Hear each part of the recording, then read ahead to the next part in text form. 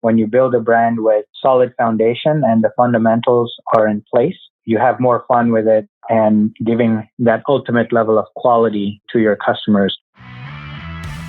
Welcome to Honest E-commerce, where we're dedicated to cutting through the BS and finding actionable advice for online store owners.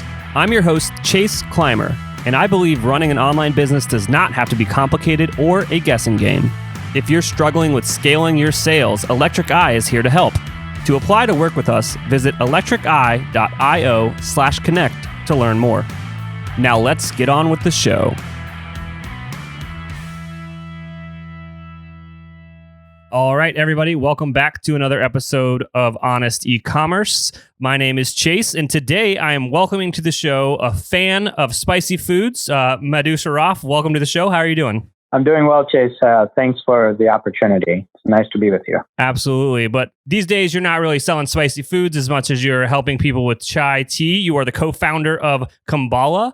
And so let's kind of take it back to the beginning. What was your journey up until founding, a new tea brand in America? To dig back, we kind of have to rewind to about 2018 when I had a full-time job and I decided that I needed to part ways with it. And that kind of also inspired my vision for wanting to create another beverage, since my previous job was a beverage. I was in the beverage industry for about 15 plus years. So that kind of led to thinking about chai. And it wasn't really just chai per se. I was thinking beverage in general. But it came to mind that, what is my strength? And I've always been making chai for friends, for myself. And it's just kind of a daily dose of, a little pick me up. Of course, I enjoy coffee as well, very much. But it kind of came from kind of just experimenting with making chai for friends. In fact, I would have friends, who would do like a little chai get together, and I would take all my tea supplies and go to someone's place and then make tea. And I lived in Oakland, California in a very tiny studio. So it wasn't like I could invite, 10 people in my apartment. So I would go over to friends' places and I would make tea. And this became kind of a regular thing where I would bring all my supplies to their place, make tea, we'd all sit down and enjoy. And it would be like that very authentic style of chai, which is not something that we are able to easily achieve at your big brand retail outlets at the moment in the United States. So kind of that led me to believe that, okay, hey, there might be a market for this. But before I jumped into doing any research on bringing it to anyone for trial and taste, it was really just kind of going with my friendly circle and recommendations from them. And also I dove into a lot of the research of, okay, what kind of tea companies do exist? There were chai brands that I've seen in big name stores, Whole Foods and, Targets and whatnot. So I started buying every single tea that is out there and tea concentrate that is out there and see how does someone who's not familiar with making chai make chai if they want to make chai. So, and then of course I dove into the online aspect of it, and there were a million recipes of how to make an authentic chai, like on YouTube and so forth. So it took a considerable amount of time to dive into how I would make my product and how would it differentiate from what's already out there. And so that took a considerable amount of time, and as well as I went to India for a couple of trips to make sure that I actually go and visit potential suppliers. At that time, I didn't even have any potential suppliers. It was more so that, okay, I can look here, this is ideal, and I want maybe this quality to be available, and people who are already in trade who are exporting to the United States, and the whole logistics of all of this. So this chewed up a lot of my time since I was doing this all kind of by myself at that time. And then we fast forward from 2018, middle of 2018, took me about 6-7 months to do this. And then beginning of 2019, my wife got a job in Austin, Texas, and we decided that this would also be a perfect opportunity for us to kind of set up the foundation to start this brand. So keeping that piece in mind, when we were moving here, we bought a house kind of big enough to make sure that we're able to store our supplies and those kind of things instead of going after a warehouse or any other storage facilities and those kind of things. So in fact, I did do some preliminary research in the Bay Area when I wanted to set up the brand and where it's going to be storaging and manufacturing and those kind of things. And do I even want to get into manufacturing, or do I need to go to a co-packer? So many of these beverage industry questions when you want to launch a product.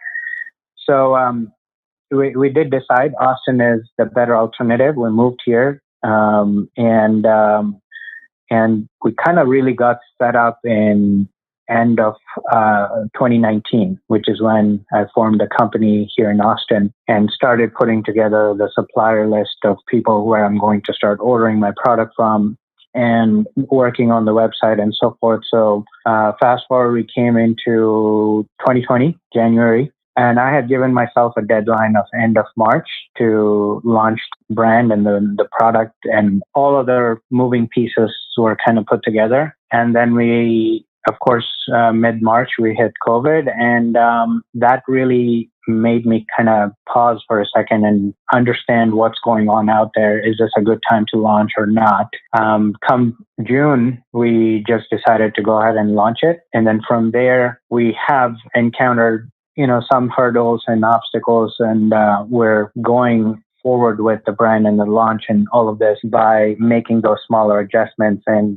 how we're going to proceed forward. So I would say fairly new with launching the brand, and we're still kind of learning as we go, especially the online piece of things. Businesses are the most successful when they own their data, customer relationships, and their growth. That's why more than 50,000 e-commerce brands like Living Proof, Huckberry, and Solo Stove trust Klaviyo to deliver their ideal customer experience. Klaviyo is the ultimate e-commerce marketing platform for online brands of all kinds and all sizes. With email automation, SMS marketing, list growth tools, and more, you'll get everything you need to build strong relationships that keep your customers coming back. If you're tired of relying too heavily on paid advertising or third-party marketplaces for your sales success, you're not alone. It's time to take back control of the customer experience. More and more online businesses are moving to Klaviyo to grow higher value customer relationships through personalized email and SMS marketing. And the results are staggering. On what's typically the biggest weekend of the year for online retailers, last Cyber Weekend alone, brands made nearly $1 billion in sales through Klaviyo's platform. That's 3.1% of total online sales that were powered by Klaviyo. Ready to drive future sales and higher customer lifetime value with a marketing platform built for your long-term growth? Get a free trial at klaviyo.com/honest. That's KLAVIYO.com/HONEST.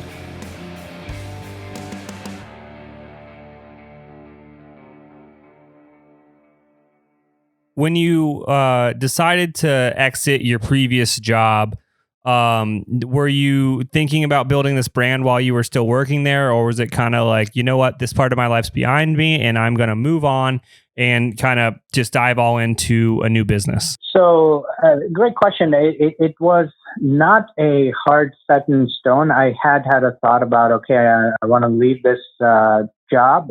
What am I going to do next? And what are my resources? What are my contacts? And what can I do that I can use the last, decade and a half of my experience into building something new, which is also something I was very passionate about as far as the beverage industry is concerned.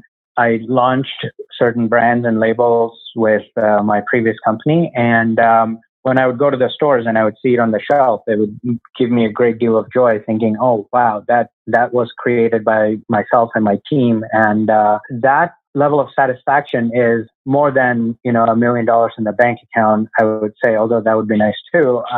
The idea behind getting that satisfaction of when someone tries something that you have created and appreciates it and enjoys it and passes it on to someone else, I was looking for that satisfaction once again, and kind of just tied that into the chai piece of things, and then here's where we are. Absolutely. I think, there's nothing more satisfying than seeing something you create, come to life. I definitely have a lot of fun with that on, working with our clients over at the agency, doing like a big website redesign or some cool feature. Like that stuff's really fun to, create something out into the world, and it works. Yeah, completely agree. It gives such a nice high. So yeah. Nobody likes insurance, but everybody should have it. Mistakes do happen. Our partner Rewind can protect your Shopify store with automated backups of your most important data. Rewind should be the first app you install to protect your store against human error, misbehaving apps, or collaborators gone bad. It's like having your very own magic undo button. Trusted by over 70,000 businesses, from side hustles to the biggest online retailers like Gymshark, Gatorade, and Movement Watches. Best of all, respond to any of their welcome emails and mention Honest E-commerce to get your first month absolutely free. So with your kind of phase one of this project, if I'm trying to put it out there for everyone, is you're thinking about leaving your job and you're brainstorming stuff and you're doing research before you kind of choose a product or choose the direction you're going to go with your brand. How important do you think that initial groundwork, that initial research was to the overall success of the launch and of the brand? It was huge. I think it was 1,000% necessary to do those things. It's easy to get distracted from seeing things definitely on social media and online, which is where our eyeballs are attached to lately. And it's very easy to think like, here's how you go on Fiverr and buy a logo for $5 and make a website for another $20, and boom, you're in business. You have a brand. It's not that easy, and especially having the background for several years to look into how do I set up the foundation? How do I set up the fundamentals on making things easier for myself to be, doing these at a minimal cost?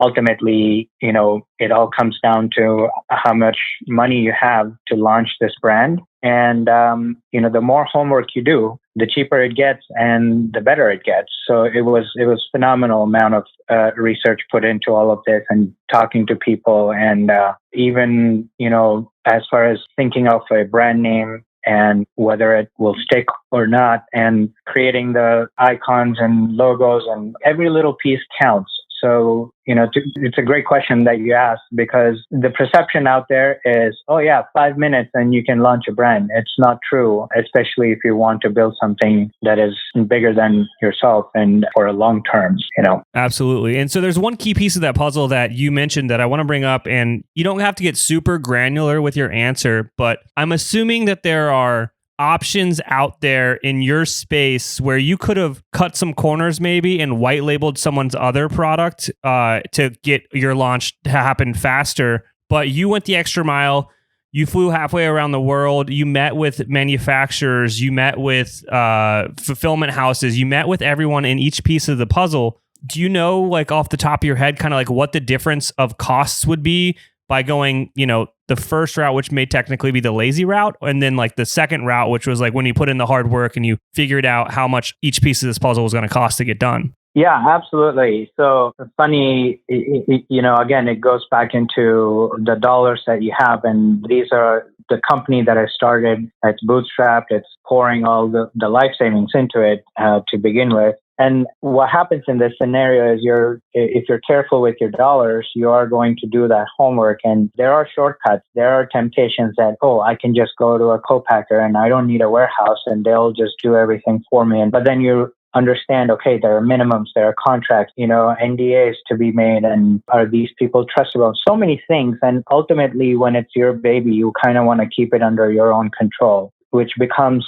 the key part of the success of the launch of the brand. So it is important to do those little things to make sure that you have everything under control and the way you want it to be, and you differentiate. I had worked on several big brands or big box retails where we did private labels and white labels for people, and understanding that level of business. When it comes so easily, it can also go away very easily. And when you build a brand with solid foundation and the fundamentals are in place, you have more fun with it and giving that ultimate level of quality to your customers. Without research, without doing all of that due diligence, you're not going to achieve quality. It's easy, fine. You can, if you want to get into the business of making shopping bags, you will be able to find a supplier in China and do drop shipping and those kind of things. But that's not what we were set to do. Creating a signature chai in the United States is what we wanted to do. And that's the chosen path for us. Absolutely. What do all e-commerce stores have in common? That's right, customers. And those customers are going to have questions. Gorgias is the leading e-commerce help desk with over 5,500 customers on Shopify, Magento, and BigCommerce. Their software is built with machine learning to optimize your support system and allow your team to save time and money on repetitive inquiries while still remaining personalized. What it does is take all of your customers' insights and information, brings it into their amazing dashboard so you can solve your customer's problem as quickly as possible. If you want to give Gorgias a try, visit gorgias.link/honest to get your second month free. That's GORGIAS.LINK/HONEST.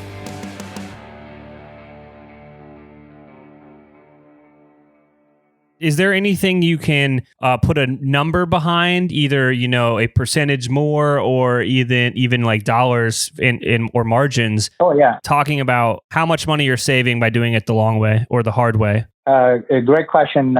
You did ask for the dollar amount, which I would say roughly we've saved anywhere from 40 to 60% of costs that would have been involved in going through other people and other sources. And in some cases, maybe we could have probably saved a lot more money by just going to a co-packer, but you have to be able to absorb the scale of things that they have to offer. They want to do 100,000 piece contract with you, and are you able to absorb that? And then, you're going to save, let's say 60% of your cost will be saved because everything is in their hands. But coming up with that initial investment to pay for the product, and then once they're ready to hand it over to you, where do you go? How do you go? Are you able to sell it all and then get your return? So some of those things have to be considered. And I would say it's hard to put a dollar amount or even a percentage, but doing things in-house, sourcing the products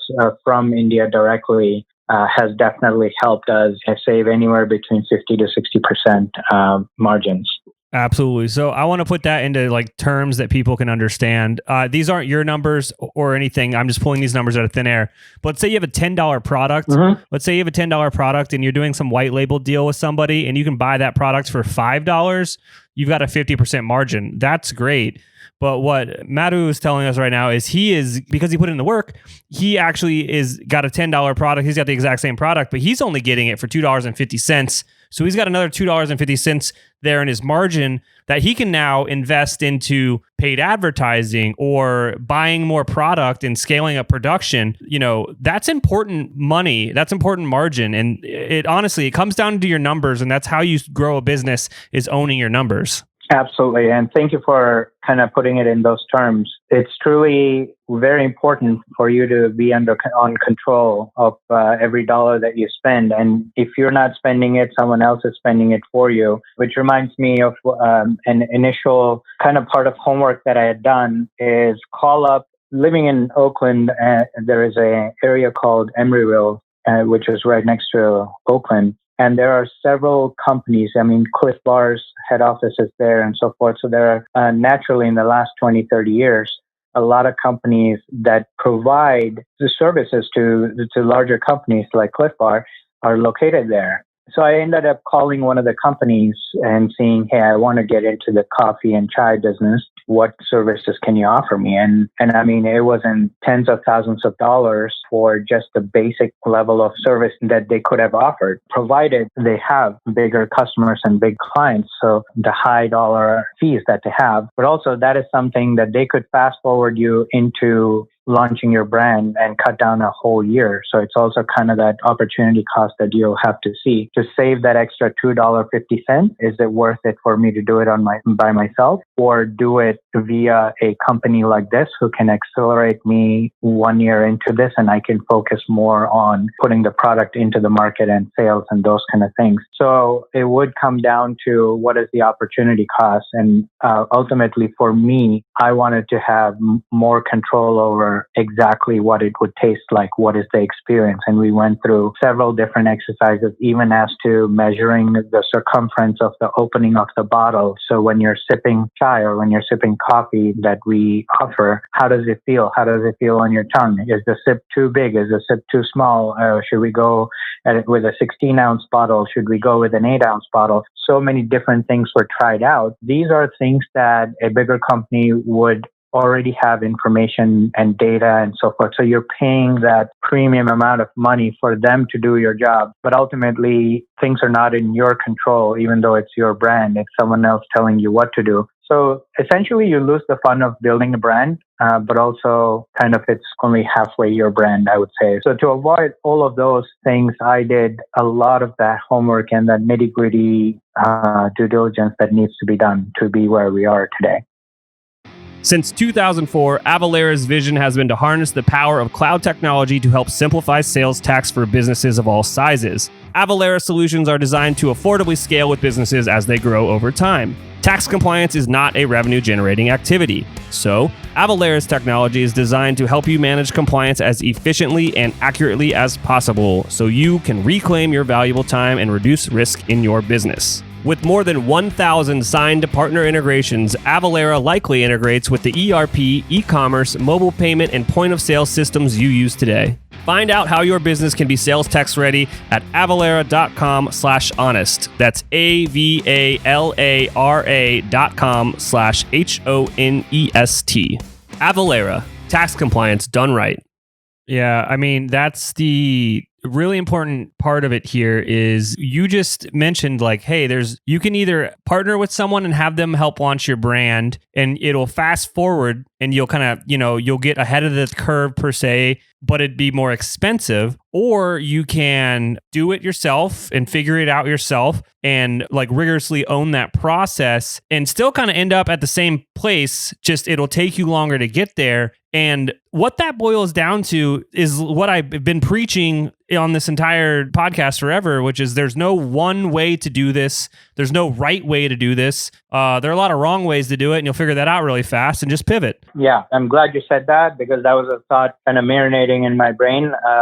Exactly that. There's no right or wrong way. Either way is okay. It just depends on what is your comfort level, what you want to achieve. Do you have that extra cash that you can spend? So ultimately, we had to decide that this is our way of doing, and which is where we are. And the advantage of doing it your way is you're also in control of making those small adjustments as you learn your business, as you learn your customer, as you learn their needs. And if there's something that's working versus not, let's say you go to one of these big companies or a co-packer and they have printed 50,000 cans for you. And if there's some small adjustment that needs to be made, you can't make it until you go through the 50,000 cans. And then only then you will make the next adjustment. But growing small and having the control on what you are there to build is actually, you can make these adjustments to better cater to what your customers actually need and what will stick. Yeah, I think that there's a few things from what you have said today that I want to just kind of touch back up on is like one, I've interviewed almost 100 people, probably more now by the time this podcast comes out. And, with all the brand founders that I've interviewed, they were just so focused on making the best product that they could make. So I would argue that never outsource that. Your product is the one thing that's going to separate you from your competition. What's going to make you unique? What's the moat that someone has to cross to like kind of encroach on what you're offering? So one, just like never outsource the product. But when you start talking about the other parts of the puzzle, fulfillment, who's going to build your website, who's going to do your ads, who's going to help with copywriting, all of those things, it comes down to essentially time or money.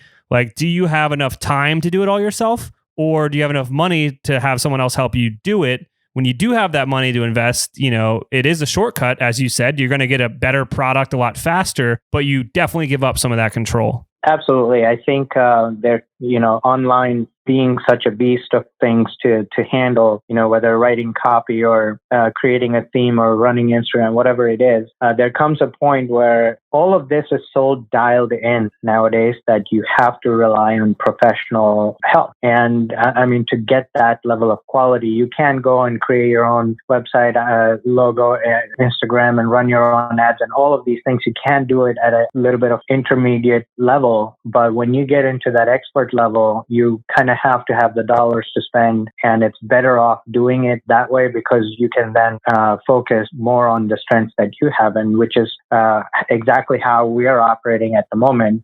We have started off several things as far as setting up our e-commerce platform and bringing in the social media and so forth. And it's actually now we're looking at a place where, okay, we are going to need maybe a small agency or maybe someone who can help us do these things and kind of almost put it on autopilot if possible. And we can focus more on, building our community and, kind of going out there and educating people about what is Kimbala, why is this chai different from other chais in the market, and those kind of things are not outsourceable. So I would definitely recommend things will come to a point where it's better off outsourcing it, even if it costs an extra couple of dollars. Go and get the best quality rather than thinking, okay, I'm going to save my $2.50 here and doing it yourself, and it's only a 60% job because that's not your strength. So it's a fine balance. Yeah, I believe it might have been my grandpa. He'd always say, like,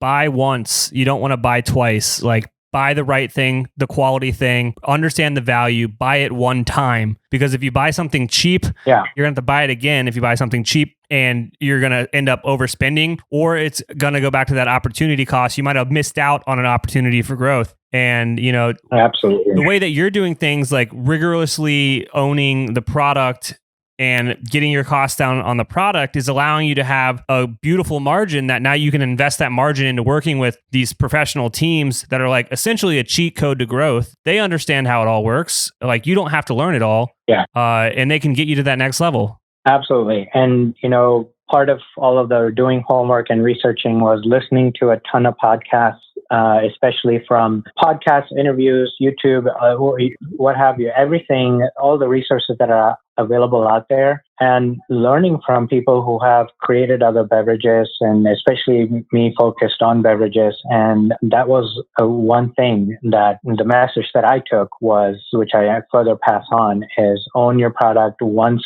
you get the quality out there, that's what's going to stick. That's what's going to speak for your brand. And when the product is good, you can dial back on the marketing, on the dollar spent on ads and those kind of things, because people will genuinely come back. You're building a real community versus a one-time shopper. I always like to say that I'm in the business of repeat customer, not just a one-time deal. Yeah, I mean, you are in the business of repeat customer and lifetime value. You've got a consumable, which is the hot stuff in e-commerce right now. I cannot thank you enough for coming on the podcast today. This was a very, very amazing look into like just the thought process behind starting a brand and just doing the work.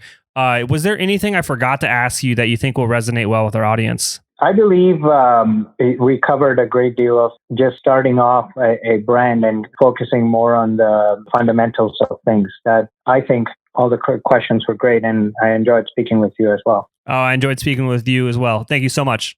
Thanks, Chase. Hey everyone, a quick edit here. For delicious chai and coffee from India, make sure you visit Madhu's website, ikimbala.com. I cannot thank our guests enough for coming on the show and sharing their journey and knowledge with us today. We've got a lot to think about and potentially add into our businesses. Links and more information will be available in the show notes as well. If anything in this podcast resonated with you and your business, feel free to reach out and learn more at electriceye.io/connect. Also, make sure you subscribe and leave an amazing review. Thank you.